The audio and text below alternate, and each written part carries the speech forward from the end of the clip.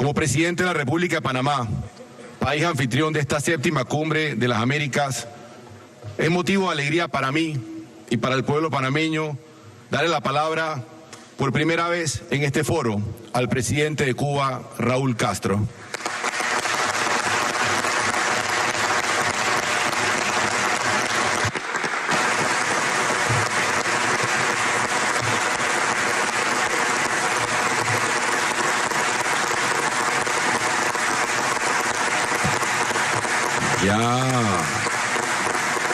Ya era hora de que yo hablara aquí a nombre de Cuba. Me informaron al principio que podría ser un discurso de 8 minutos. Y aunque hice un gran esfuerzo, junto con mi canciller, de reducirlo a 8 minutos, y como me deben 6 cumbres que me excluyeron, 6 por 8, 48. Le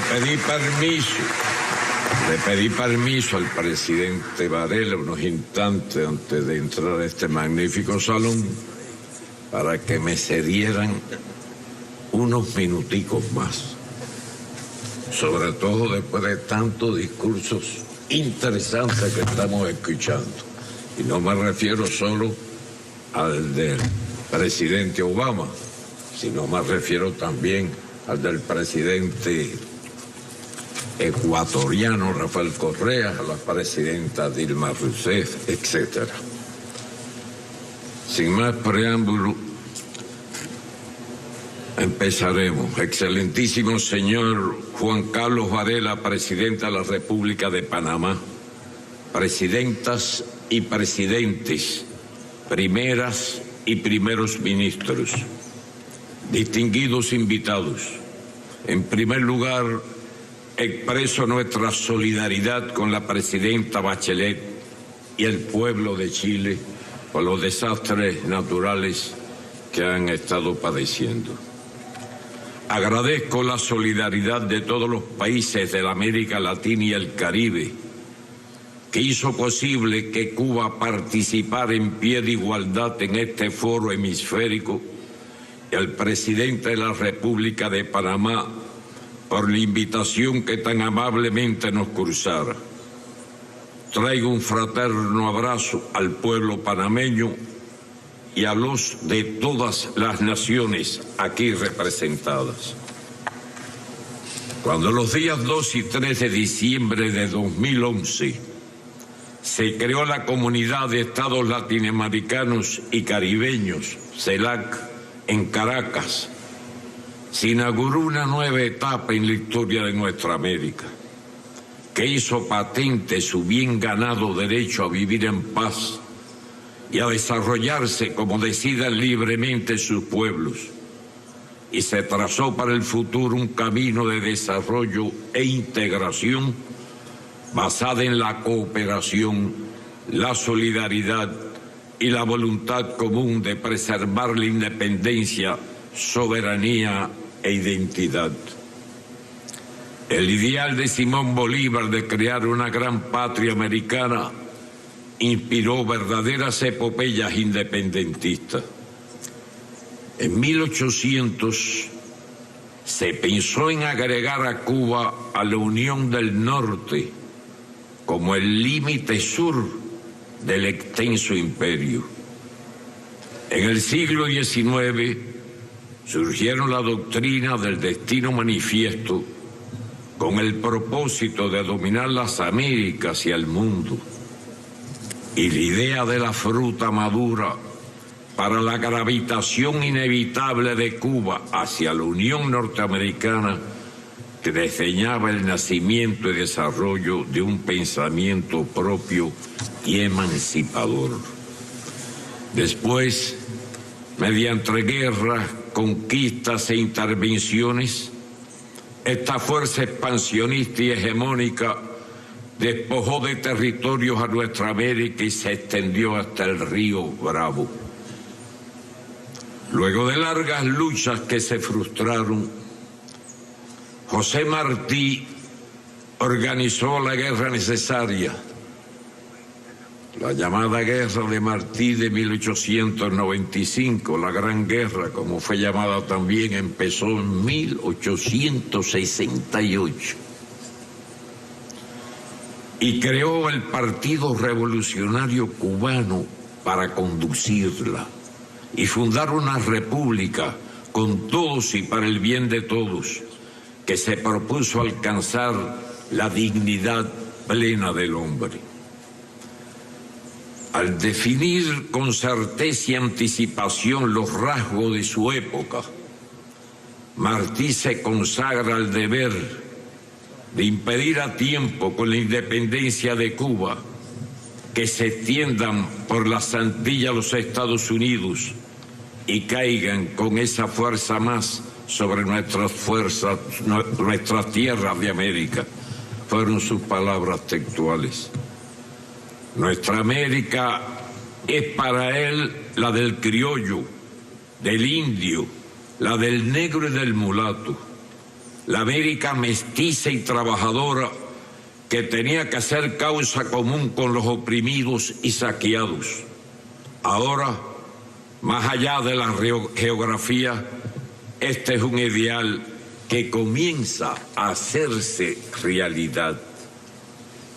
Hace 117 años, el 11 de abril de 1898, el entonces presidente de los Estados Unidos solicitó al Congreso autorización para intervenir militarmente en la guerra de independencia que por cerca de 30 años libraba Cuba en esos momentos, ya ganada prácticamente al precio de ríos de sangre cubana. Y el Congreso americano, emitió su engañosa resolución conjunta que reconocía la independencia de la isla de hecho y de derecho. Entraron como aliados y se apoderaron del país como ocupantes. Se impuso como un apéndice a su constitución la enmienda Platt, por el nombre del senador que la propuso, que la despojó de su soberanía. Autorizaba al poderoso vecino a intervenir en los asuntos internos y dio origen a la base naval de Guantánamo, la cual todavía usurpa parte de nuestro territorio.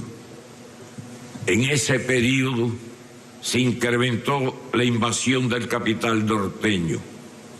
Posteriormente hubo 2 intervenciones militares y el apoyo a crueles dictaduras.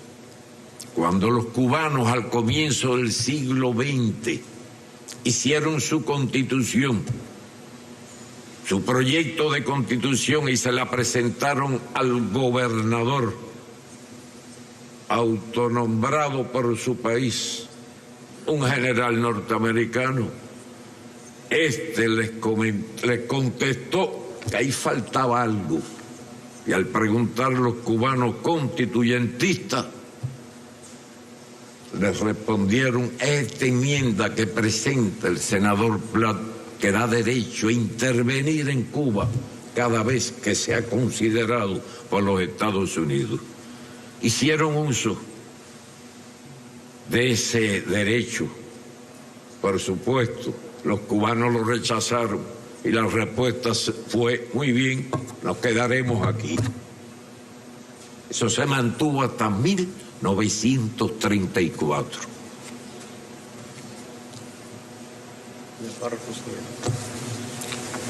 Hubo 2 intervenciones militares, además, y el apoyo a crueles dictaduras en ese periodo mencionado.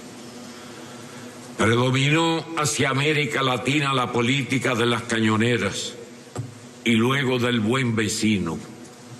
Sucesivas intervenciones derrocaron gobiernos democráticos e instalaron terribles dictaduras en 20 países, 12 de ellas en forma simultánea. ¿Quién de nosotros no recuerda esa etapa bastante reciente de dictaduras por todas partes, fundamentalmente en Sudamérica, que asesinaron a cientos de miles de personas, y el ejemplo del presidente Salvador Allende nos llegó un ejemplo imperecedero. Hace exactamente 13 años se produjo el golpe de Estado contra el entrañable presidente Hugo Chávez Frías, que el pueblo derrotó. Después vino casi inmediatamente el costoso golpe petrolero. El 1 de enero de 1959, 60 años después de la entrada de los soldados norteamericanos en La Habana, triunfó la Revolución Cubana y el ejército rebelde comandado por el comandante Fidel Castro Ruz llegó a la capital. El mismo día, exactamente 60 años después. Esas son de esas incomprensibles ironías de la historia.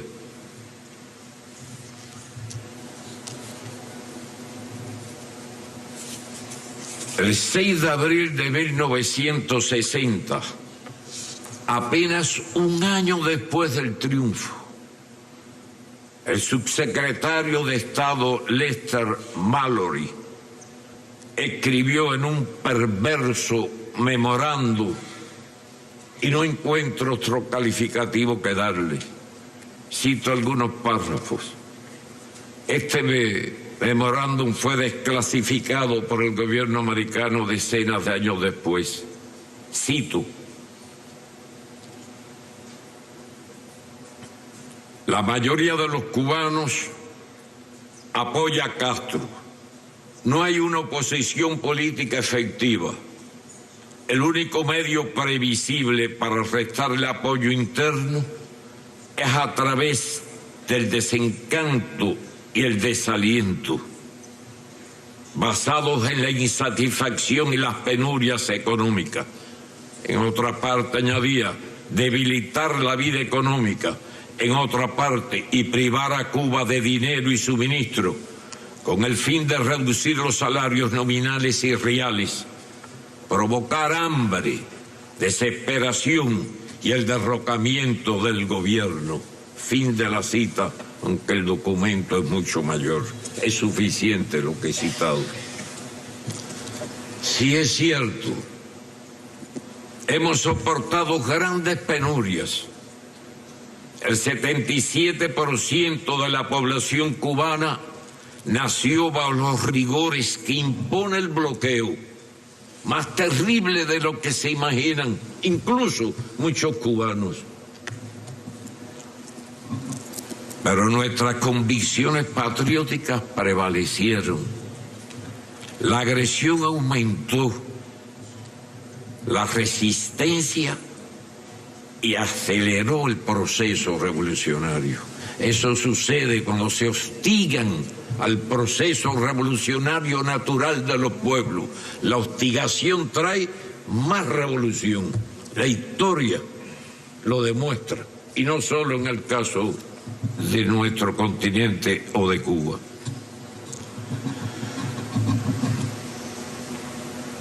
Es decir, que no voy a exponerles aquí para no extender mucho mis palabras.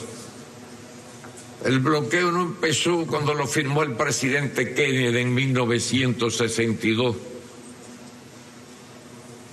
que después haré una breve referencia a él con una iniciativa positiva de ponerse en contacto con el jefe de nuestra revolución para empezar lo que ahora estamos empezando el presidente Obama y yo.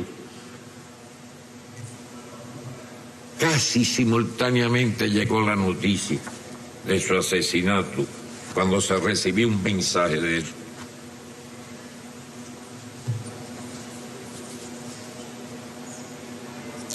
Es decir, que la agresión aumentó. Acuérdense, año 65, la agresión de Playa Girón, una invasión mercenaria, apadrinada y organizada por los Estados Unidos. 6 años de guerra contra grupos armados que en 2 ocasiones abarcaron todo el país. No teníamos ni un radar. Y aviación clandestina, no se sabe de dónde salió, arrojando armamento en paracaídas. Miles de vidas nos costó ese proceso. El costo económico, no llegamos ni a lograrlo, llevarlo con exactitud. Fue enero de 1965 cuando concluyó. Y lo comenzaron a apoyar a fines de 1959, unos 10 o 11 meses después del triunfo de la revolución, cuando no habíamos declarado todavía el socialismo, que se declaró en 1961. En el entierro del bombardeo, de los bombardeos a los aeropuertos, el día antes de la invasión. Al otro día nuestro pueblo, nuestro pequeño ejército en aquel momento y todo nuestro pueblo fuimos a combatir esa expedición que se cumplió la orden del jefe de la revolución de destruirla antes de las 72 horas, porque si llegan a consolidarse ahí, en el lugar del desembarco que estaba protegido por la más grande ciénaga del Caribe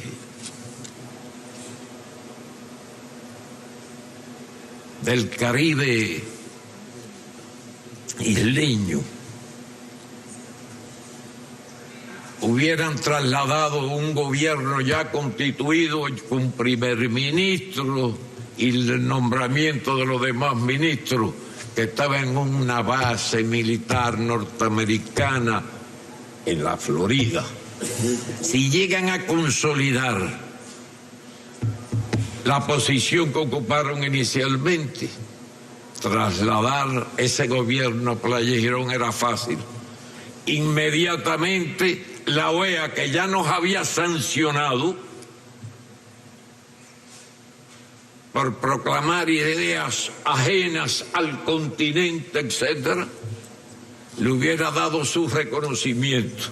El gobierno constituido en Cuba, pacificado en un pedacito de tierra, hubiera pedido ayuda a la OEA, y la ayuda estaba sobre barcos de guerra americanos a 3 millas de la costa, que era el límite entonces que existía de las aguas territoriales. Como ustedes conocen, ahora son 12. Y la revolución se siguió fortaleciendo, radicalizándose. Lo otro era renunciar. ¿Qué hubiera pasado? ¿Qué hubiera pasado en Cuba? ¿Cuántos cientos de miles de cubanos hubieran muerto? Porque ya teníamos cientos de miles de armamento ligero. Habíamos recibido los primeros tanques que no sabíamos ni manejar bien. La artillería, sabíamos tirar cañonazos, pero no sabíamos dónde iban a dar. Lo que unos milicianos aprendían por la mañana tenían que enseñárselo a los otros por la tarde. Pero hubo mucho valor, había que ir por un solo itinerario, porque era una ciénaga donde las tropas no se podían desplegar, ni transitar los tranques o vehículos pesados. Tuvimos más bajas que ellos, que los atacantes. Por eso se cumplió la orden de Fidel, liquidarlos antes de las 72 horas. Y esa misma flota americana fue la que la acompañó a esa expedición desde Centroamérica. Y estaba ahí. Desde la costa se veían a solo 3 millas algunos de sus barcos. ¿Cuánto costó a Guatemala la invasión famosa en 1954, que recuerdo bien porque estaba preso en el presidio de Isla de la Juventud, o de Pinos llamado entonces, por el ataque al cuartel Moncada un año antes. ¿Cuántos cientos de miles de indios mayas, aborígenes y otros ciudadanos guatemaltecos perecieron en todo un largo proceso que durará años recuperarlo? Ese fue el comienzo.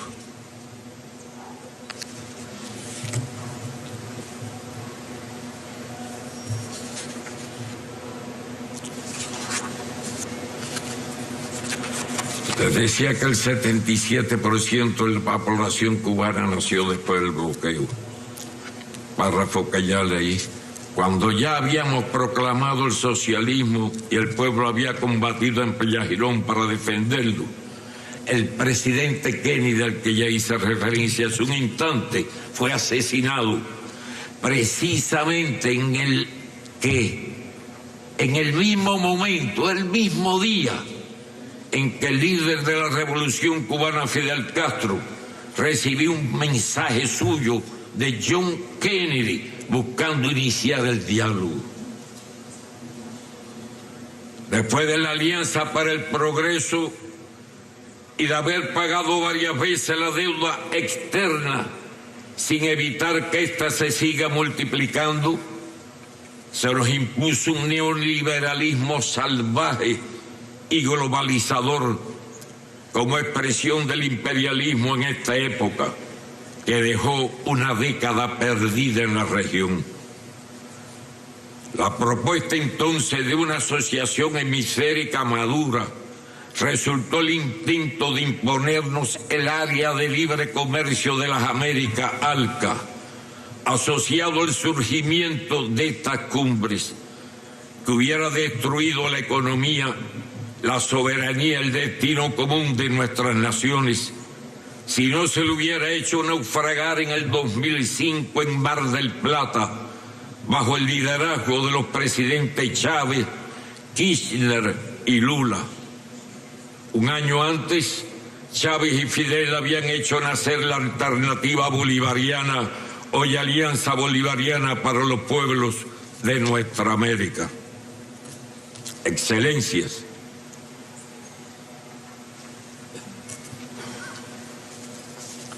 hemos expresado, y le reitero ahora al presidente Barack Obama, nuestra disposición al diálogo respetuoso y a la convivencia civilizada entre ambos estados dentro de nuestras profundas diferencias.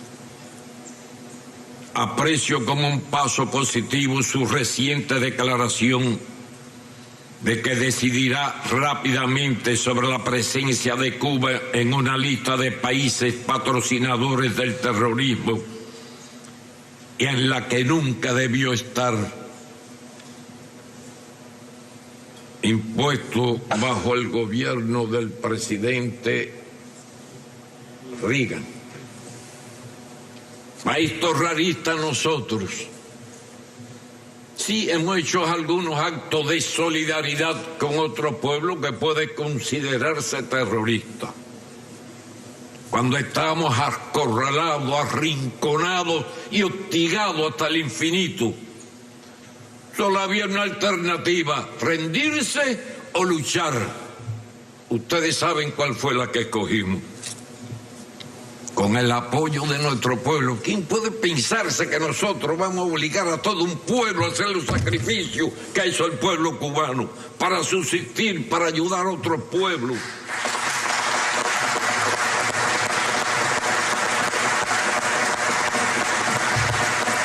Pero la dictadura de los Castro los obligó, igual que lo obligó a votar por el socialismo, con el 97,5% de la población.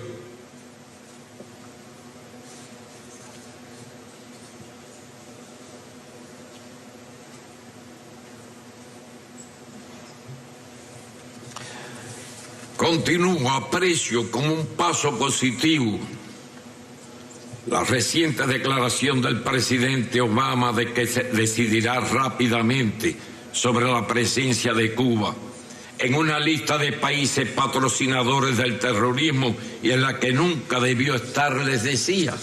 Porque cuando esto se nos impuso, resulta que los terroristas es lo que poníamos los muertos.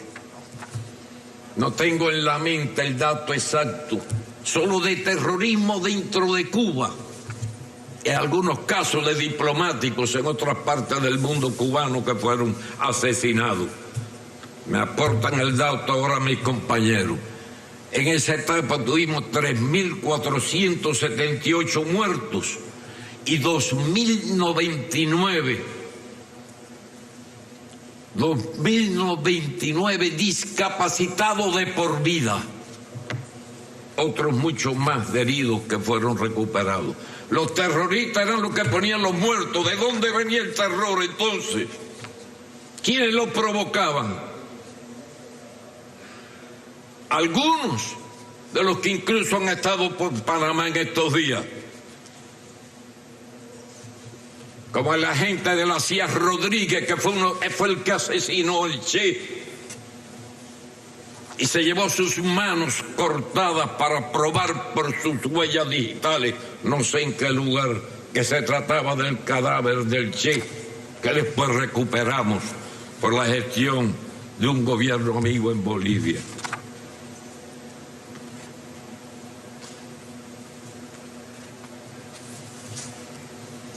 Pero bueno, desde entonces somos terroristas. Realmente pido disculpas incluso al presidente Obama y a otros presentes en esta actividad por expresarme así. Yo a él mismo le dije que a mí la pasión se me sale por los poros cuando de la revolución se trata. Le pido disculpas porque el presidente Obama no tiene ninguna responsabilidad con nada de esto. De los, ¿cuántos presidentes hemos tenido? 11, 12. 10 antes que él. 10 antes que él. Con los cuales todos tienen deuda con nosotros, menos el presidente Obama. Después de decir tantas cosas duras de un sistema, es justo que le pida disculpas, porque yo soy de lo que pienso y así se le he manifestado unos cuantos de jefes de Estado y de gobierno que veo aquí reunidos, en reuniones particulares que he tenido en mi país al recibirlo, que según mi opinión el presidente Obama es un hombre honesto.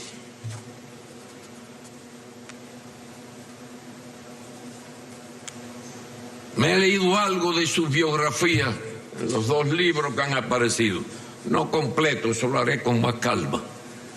Admiro su origen humilde y pienso que su forma de ser obedece a ese origen humilde de él.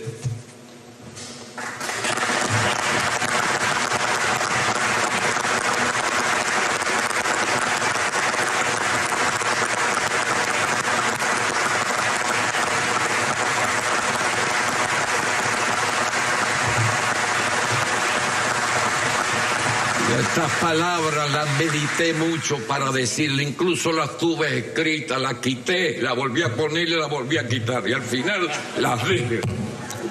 Y estoy satisfecho. Hasta hoy el bloqueo económico, comercial y financiero se aplica en toda su intensidad contra la isla. Provoca daños y carencias al pueblo y es el obstáculo esencial al desarrollo de nuestra economía. Constituye una violación del derecho internacional y su alcance extraterritorial afecta a los intereses de todos los estados. No es casual el voto unánime, casi unánime, menos de Israel y los propios Estados Unidos en la ONU, durante tantos años seguidos. Y mientras existe el bloqueo, que no es responsabilidad del presidente, y que por acuerdos y leyes posteriores se codificó con una ley en el Congreso, que el presidente no puede modificar, hay que seguir luchando y apoyando al presidente Obama en sus intenciones de liquidar el bloqueo. Una cuestión es...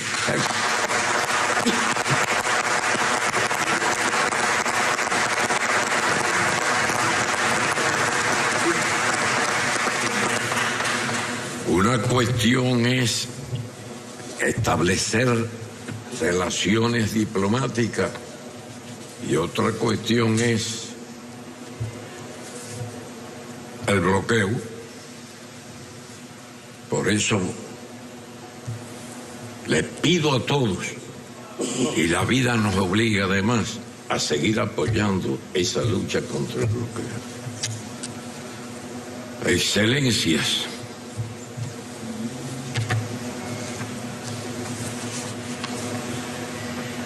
hemos expresado públicamente al presidente Obama, quien también nació bajo la política del bloqueo a Cuba y al ser electo le heredó de 10 presidentes, nuestro reconocimiento por su valiente decisión de involucrarse en un debate con el Congreso de su país para ponerle fin. Este y otros elementos deberán ser resueltos en el proceso hacia la futura normalización de las relaciones bilaterales. Por nuestra parte, continuaremos enfrascados en el proceso de actualización del modelo económico cubano, con el objetivo de perfeccionar nuestro socialismo, avanzar hacia el desarrollo y consolidar los logros de una revolución que se ha propuesto conquistar toda la justicia para nuestro pueblo. Lo que haremos está en un programa desde el año 2011. 2011, cuando el Congreso del Partido, el año 2011. Y en el próximo Congreso del año que viene lo ampliaremos más, revisaremos lo que hemos hecho y lo mucho que nos falta todavía por cumplir el reto. Estimados colegas, quiero advertirles que voy por la mitad. Si quieren corto o si les interesa continúo. Voy a acelerar un poco. Estimados colegas, Venezuela no es ni puede ser una amenaza a la seguridad nacional de una superpotencia como los Estados Unidos.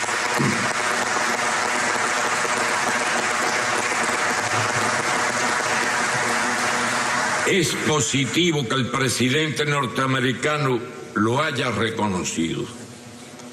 Debo reafirmar todo nuestro apoyo de manera resuelta y leal a la hermana República Bolivariana de Venezuela, al gobierno legítimo y a la unión cívico-militar que encabeza el presidente Nicolás Maduro, al pueblo bolivariano y chavista que lucha por seguir su propio camino y enfrenta intentos de desestabilización y sanciones unilaterales que reclamamos sean levantadas.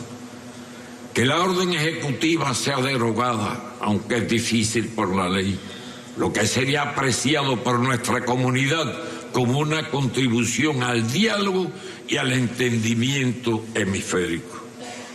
Nosotros conocemos, creo que puede ser de lo que estamos aquí reunidos, uno de los pocos que mejor conozcamos el proceso de Venezuela. No es porque estemos metidos allí, ni estemos influyendo allí, ni ellos nos cuenten todas las cosas a nosotros. Lo sabemos porque están pasando por el mismo camino por el que pasamos nosotros y están sufriendo las mismas agresiones que sufrimos nosotros, o una parte de ellas. Mantendremos nuestro aliento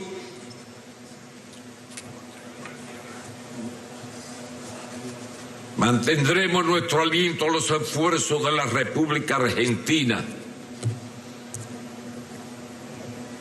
para recuperar las Islas Malvinas, las Georgias del Sur y las Sandwich del Sur, y continuaremos respaldando su legítima lucha en defensa de la soberanía financiera. Seguiremos apoyando las acciones de la República del Ecuador frente a las empresas transnacionales que provocan daños ecológicos a su territorio y pretenden imponerle condiciones abusivas. Deseo reconocer la contribución de Brasil y de la presidenta Dilma Rousseff al fortalecimiento de la integración regional y al desarrollo de políticas sociales que trajeron avances y beneficios a amplios sectores populares, las cuales, dentro de la ofensiva contra diversos gobiernos de izquierda de la región, se pretende revertir. Será invariable nuestro apoyo al pueblo latinoamericano y caribeño de Puerto Rico en su empeño para alcanzar la autodeterminación e independencia, como ha dictaminado decenas de veces el Comité de Descolonización de las Naciones Unidas.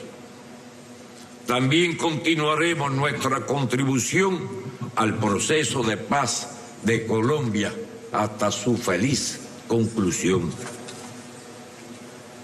Debiéramos todos multiplicar la ayuda a Haití, no solo mediante asistencia humanitaria, sino con recursos que le permitan su desarrollo y apoyar que los países del Caribe reciban un trato justo y diferenciado en sus relaciones económicas y reparaciones por los daños provocados por la esclavitud y el colonialismo. Vivimos bajo la amenaza de enormes arsenales nucleares que debieran eliminarse y del cambio climático que nos deja sin tiempo. Se incrementan las amenazas a la paz y proliferan los conflictos. Como expresó entonces el presidente Fidel Castro, las causas fundamentales están en la pobreza y el subdesarrollo y en la desigual distribución de las riquezas y los conocimientos que imperan el mundo. No puede olvidarse que el subdesarrollo y la pobreza actuales son consecuencia de la conquista, la colonización, la esclavización y el saqueo de la mayor parte de la tierra por las potencias coloniales, el surgimiento del imperialismo y las guerras sangrientas por nuevos repartos del mundo. La humanidad debe tomar conciencia de lo que hemos sido y de lo que no podemos seguir siendo. Hoy, continuaba Fidel, nuestra especie ha adquirido conocimientos, valores éticos y recursos científicos suficientes para marchar hacia una etapa histórica de verdadera justicia y humanismo. Nada de lo que existe hoy en el orden económico y político sirve a los intereses de la humanidad. No puede sostenerse. Hay que cambiarlo, concluyó Fidel. Cuba seguirá defendiendo las ideas por las que nuestro pueblo ha asumido los mayores sacrificios y riesgos y luchado junto a los pobres, los enfermos sin atención médica, los desempleados, los niños y niñas abandonados a su suerte u obligados a trabajar o a prostituirse, los hambrientos, los discriminados, los oprimidos y los explotados, que constituyen la inmensa mayoría de la población mundial. La especulación financiera, los privilegios de Bretton Woods y la remoción unilateral de la convertibilidad en oro del dólar son cada vez más eficientes. Requerimos un sistema financiero transparente y equitativo. No puede aceptarse que menos de una decena de emporios, principalmente norteamericanos, 4 o 5 de 7 u 8, determinen lo que se lee, ve o escuchen el planeta.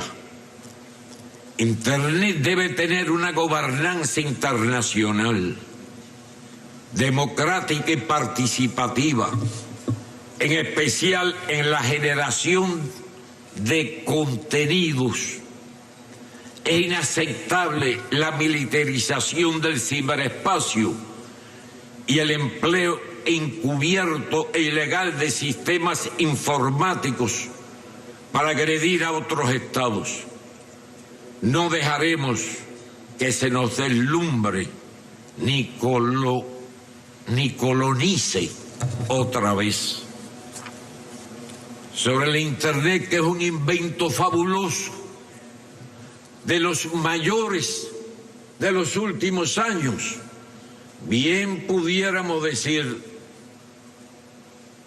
recordando el ejemplo de la fábula de las lenguas de Esopo, que Internet sirve para lo mejor y es muy útil, pero a su vez, como las lenguas de Esopo, también sirven para lo peor. Señor presidente, las relaciones hemisféricas, en mi opinión, han de cambiar profundamente, en particular en los ámbitos político, económico y cultural, para que, basadas en el derecho internacional y en el ejercicio de la autodeterminación y la igualdad soberana, se centren en el desarrollo de vínculos mutuamente provechosos y en la cooperación para servir a los intereses de todas nuestras naciones y a los objetivos que se proclaman.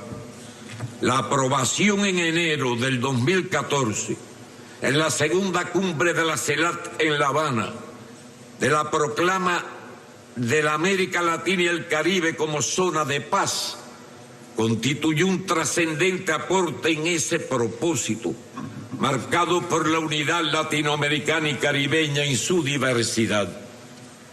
Lo demuestra el hecho de que avanzamos hacia procesos de integración genuinamente latinoamericanos y caribeños, a través de la CELAC, UNASUR, CARICOM, Mercosur, ALBA, TCP, el SICA y la Asociación de Estados del Caribe, que subrayan la creciente conciencia sobre la necesidad de unirnos para garantizar nuestro desarrollo. Dicha proclama nos compromete a que las diferencias entre las naciones se resuelvan de forma pacífica por la vía del diálogo y la negociación u otras formas de solución y en plena consonancia con el derecho internacional. Vivir en paz, cooperando unos con otros para enfrentar los retos y solucionar los problemas que, en fin de cuentas, nos afectan y afectarán a todos. Es hoy una necesidad imperiosa. Debe respetarse, como reza la proclama de la América Latina y el Caribe como zona de paz, firmada por todos los jefes de Estado y de Gobierno de nuestra América. El derecho inalienable de todo Estado a elegir su sistema político, económico, social y cultural como condición esencial para asegurar la convivencia pacífica entre las naciones. Con ella nos comprometimos a cumplir nuestra obligación de no intervenir directa o indirectamente en los asuntos internos de cualquier otro Estado y observar los principios de soberanía nacional, igualdad de derechos y la libre determinación de los pueblos, y a respetar los principios y las normas del derecho internacional y los principios y propósitos de la Carta de las Naciones Unidas. Ese histórico documento insta a todos los Estados miembros de la comunidad internacional a respetar plenamente esta declaración y sus relaciones con los Estados miembros de la CELAC. Tenemos ahora la oportunidad para que todos los que estamos aquí aprendamos, como también expresa la proclama, a practicar la tolerancia y convivir en paz como buenos vecinos. Existen discrepancias sustanciales, sí, pero también puntos en común en los que podemos cooperar para que sea posible vivir en este mundo lleno de amenazas a la paz y a la supervivencia humana.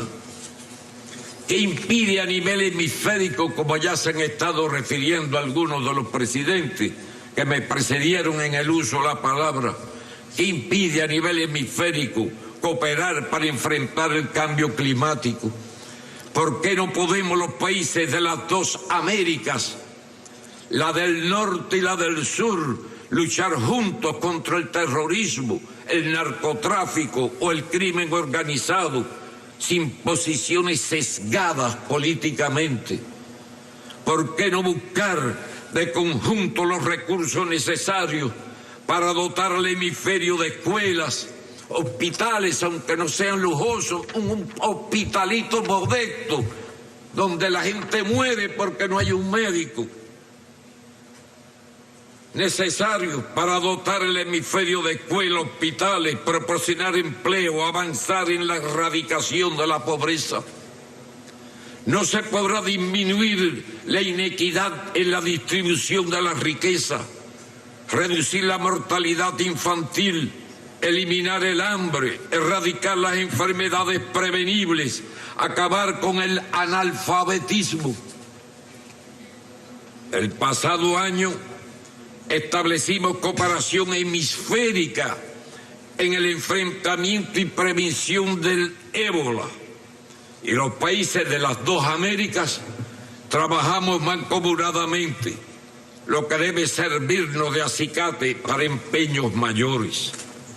Cuba, país pequeño y desprovisto de recursos naturales, que se ha desenvuelto en un contexto sumamente hostil, ha podido alcanzar la plena participación de sus ciudadanos en la vida política y social de la nación, una cobertura de educación y salud universales de forma gratuita, un sistema de seguridad social que garantiza que ningún cubano quede desamparado, significativos progresos hacia la igualdad de oportunidades y en el enfrentamiento a toda forma de discriminación, el pleno ejercicio de los derechos de la niñez y de la mujer, el acceso al deporte y la cultura, el derecho a la vida y a la seguridad ciudadana.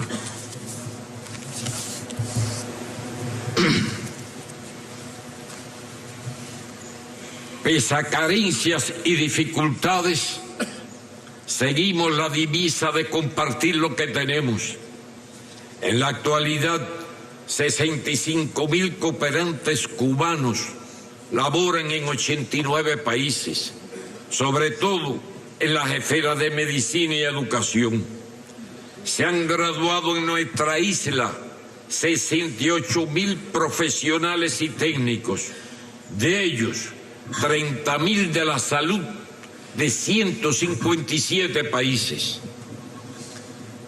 Si con muy escasos recursos Cuba ha podido, ¿qué no podrá hacer el hemisferio con la voluntad política de aunar esfuerzos para contribuir con los países más necesitados?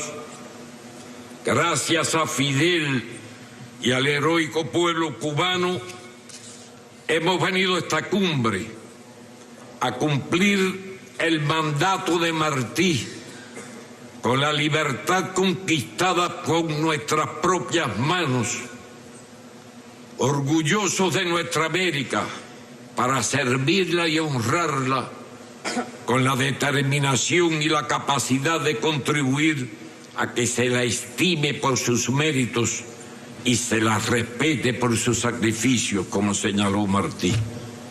Señor presidente, perdón, y a todos ustedes por el tiempo ocupado. Muchas gracias a todos.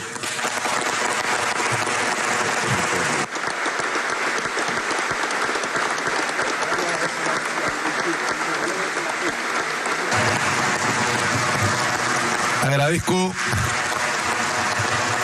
al presidente Raúl Castro por sus emotivas palabras, salidas a lo más profundo de su corazón.